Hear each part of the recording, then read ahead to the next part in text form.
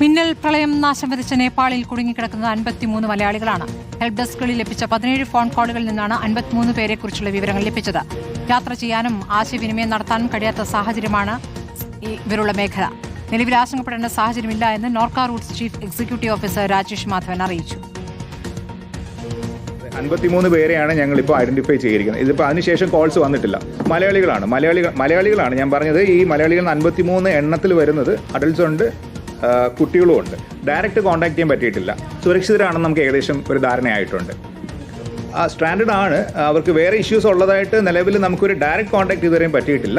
പക്ഷെ നമുക്ക് എംബസി മുഖേനയൊക്കെ കിട്ടുന്ന വിവരങ്ങളുടെ അടിസ്ഥാനത്തിൽ പൂർണ്ണമായിട്ടൊരു കൺഫർമേഷൻ പറയാൻ പറ്റില്ലെങ്കിലും അവർക്ക് വേറെ ഇഷ്യൂസ് ഒന്നും ഉള്ളതായിട്ട് റിപ്പോർട്ടിലില്ല.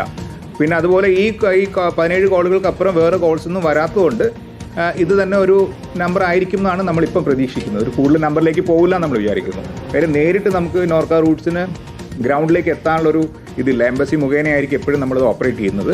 അപ്പോൾ അതിന് വേണ്ടിയിട്ട് ചീഫ് സെക്രട്ടറിയുടെ ഓഫീസും നമ്മളുടെ റെസിഡൻറ്റ് കമ്മീഷണറുടെ ഓഫീസും എല്ലാം പൂർണ്ണമായിട്ട് അതിലേക്ക് വർക്ക് ചെയ്യുന്നുണ്ട്.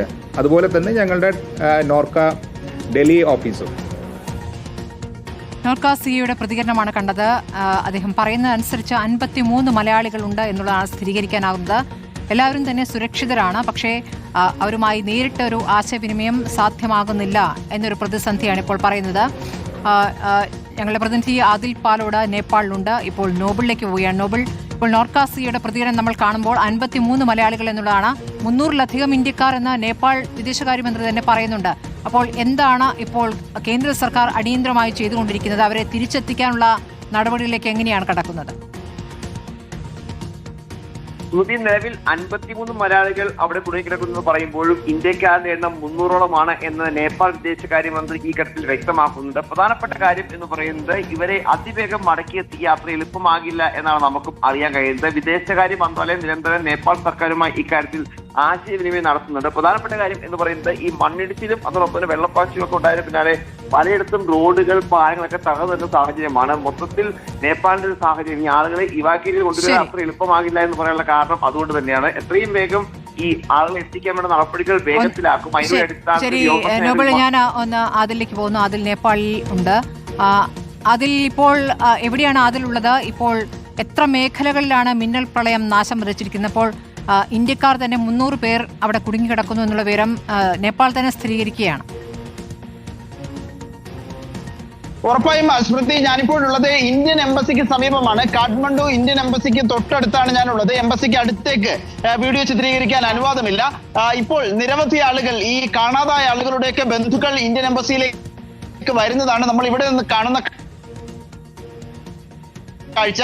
നിരവധി ആളുകൾ എംബസിയിലേക്ക് എത്തുന്നു, കരഞ്ഞുകൊണ്ടെത്തുന്നു, അവരുടെ കാര്യങ്ങൾ പറയുന്നു. അവിടെ എത്തി അത് ചിത്രീകരിക്കാൻ ചില ബുദ്ധിമുട്ടുകളുണ്ട്, സാങ്കേതിക പ്രശ്നമുണ്ട്, നിയമ തടസ്സമുണ്ട്. ഏതായാലും ഇന്ത്യൻ എംബസിയിൽ നിന്ന് എമർജൻസി നമ്പറുകൾ പുറത്തുവിട്ടിരിക്കുന്നു.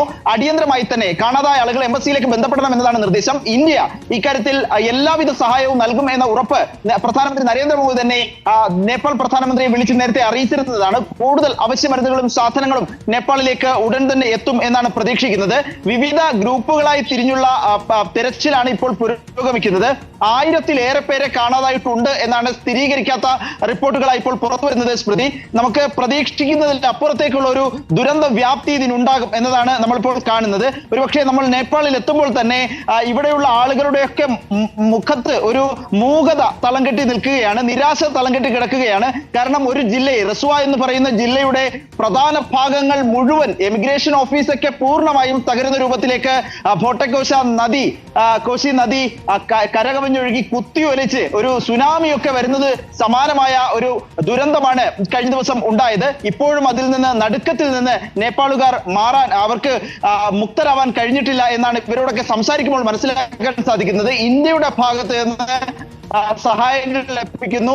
മരണസംഖ്യ ഓരോ മിനിറ്റുകളിലും കൂടിക്കൂടി വരുന്നതാണ് നമ്മൾ കാണുന്ന കാഴ്ച. തെരച്ചിൽ ഊർജിതമാക്കിയിരിക്കുകയാണ്. ഇന്ത്യൻ എയർഫോഴ്സ് വിമാനങ്ങളുടെയൊക്കെ ഹെലികോപ്റ്ററുകളുടെ സഹായവും ഇതിനായി നേരത്തെ തേടിയിരുന്നു, അതും നൽകുന്നുണ്ട്. സൈന്യത്തിന്റെ സഹായമുണ്ട്, വ്യോമസേനയുടെ സഹായമുണ്ട്. ഇതിന്റെയൊക്കെ നേതൃത്വത്തിൽ ഇപ്പോഴും തെരച്ചിൽ വിവിധ മേഖലകളിൽ പുരോഗമിക്കുകയാണ്. ഇപ്പോൾ നമുക്ക് ലഭിക്കുന്നവർ, അത് പറയുന്നതിൽ അല്പം സങ്കടമുണ്ട്. ഒരുപക്ഷെ ഇവിടെ കാണാതായവരുടെ മൃതദേഹം കുത്തിയൊലിച്ചു പോയി ഇനി മറ്റൊരു ഭാഗത്തൊക്കെ കിട്ടാൻ സാധ്യതയുണ്ട് എന്നാണ് ഈ ഘട്ടത്തിൽ മനസ്സിലാക്കുന്നത്. മുണ്ടക്കൈയിലൊക്കെ നമ്മൾ കണ്ടതുപോലെ പിന്നീട് നിലമ്പൂരിൽ നിന്നൊക്കെയാണ് ശരീരഭാഗങ്ങൾ കിട്ടിയത്. ആ നിലയിലുള്ള ഒരു സാഹചര്യമാണ് ഇപ്പോൾ നേപ്പാളിലുള്ളത്. ഞാനിപ്പോൾ ഇന്ത്യൻ എംബസിക്ക് തൊട്ടടുത്താണുള്ളത്. ഇവിടെ ഒരു ഡിപ്ലോമാറ്റിക് ഏരിയ ആയതിനാലാണ് ചിത്രീകരിക്കുന്നതിന് ചില തടസ്സമുള്ളത്. ആളുകൾ ഇവിടേക്ക് എത്തുന്നു, കരഞ്ഞുകൊണ്ട് അവരുടെ വേദനകൾ പറയുന്നു, കാണാതായവരെ തെരയാനുള്ള സംവിധാനങ്ങൾ ഒരുക്കുന്നു. ഏതായാലും ഇപ്പോഴും തെരച്ചിൽ തുടരുകയാണ്. മരിച്ചവരുടെ എണ്ണം ഇനിയും ഉയരാൻ തന്നെയാണ് സാധ്യത. സ്മൃതി, ശരി, ആശങ്കപ്പെടുത്തുന്ന വിവരങ്ങൾ തന്നെയാണ് ഇപ്പോൾ ആദിൽ പാലോട് നേപ്പാളിൽ നിന്ന് നൽകുന്നത്.